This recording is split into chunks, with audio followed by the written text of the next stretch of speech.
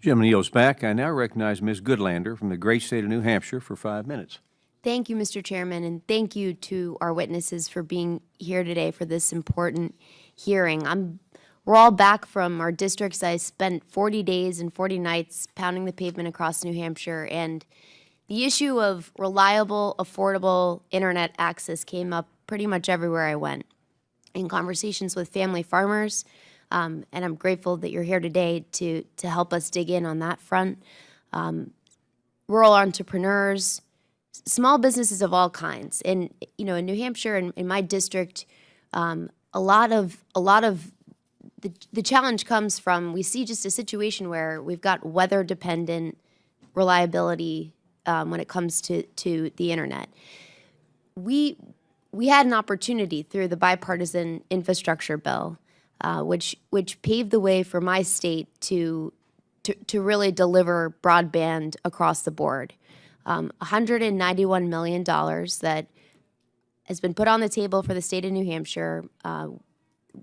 Our state, on a bipartisan basis, as we always work, put together a great 5-year plan, and just last month, changes to the BEAD program, which is really the lifeline for my state, to be able to achieve what we all want to see, which is universal broadband access that is reliable and affordable.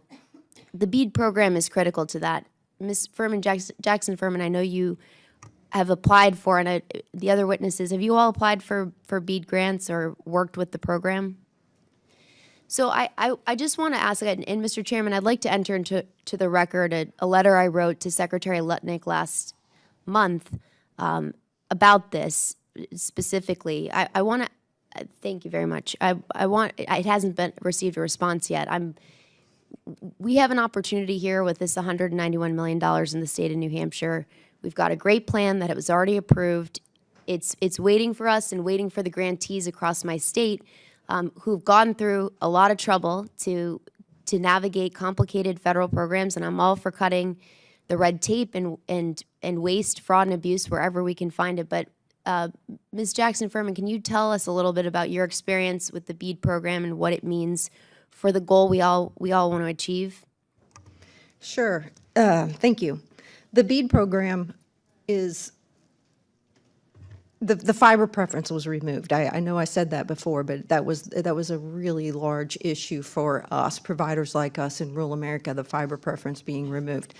Satellite, while we think there's a place for all technologies, fixed wireless and satellite alike, fiber technology is considered the future-proof technology with the full scalability and robust reliability that fixed wireless and satellite do not offer. So it makes sense to spend the dollars in a program like BEAD to provide sure connectivity as opposed to taking a gamble on what might be. And so I think that creating a system where not everybody has access to the same technology is unfortunate. Ms. Westbrook, can you talk a little bit about your experience with BEAD and what disruptions you've seen in this freeze on federal funds?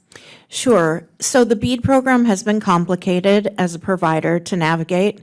We have spent many nights and working on a BEAD application. We were recently preliminary awarded the $20 million. But if that fiber preference wouldn't have changed, I believe that we would have been awarded much more than that. We didn't apply for certain areas specifically because we knew that the match that we had would not be the match that we would need to have, and without being able to get a waiver. So we chose not to apply in certain areas. Well, welcome and all of your ideas on how we can make these programs work better. I've got a bipartisan bill with Congressman Weed, the Office of Rural Affairs Enhancement Act. It's an office within this Small Business Administration. I've got 30 seconds left to ask our witnesses just if anyone has thoughts on how the SBA can be a more effective force multiplier and operator in helping to connect rural small businesses with what is theirs, these federal programs and funding streams. I would welcome your ideas since we are, after all, the Small Business Committee. I'll jump in here. So I think that we would ask that individually, as congressmen and women, whenever the contribution reform vote comes up in Congress, we need your help in order to have contribution reform so that USF remains sustainable into the foreseeable future. As far as the Small Business Committee, I don't have anything to ask right now, but as members of Congress, I do. Thank you very much. I yield back, Mr. Chair. The lady yields back, and I'd like to thank our witnesses for their testimony and for appearing before us today. You all did a really good job. Your hometowns and states should be proud of you. Without objection, members have 5 legislative days to submit additional materials and written requests for the witnesses to the chair, which will be forwarded to the witnesses. I ask the witnesses to please respond promptly. And if there's no further business without objection, the committee is adjourned.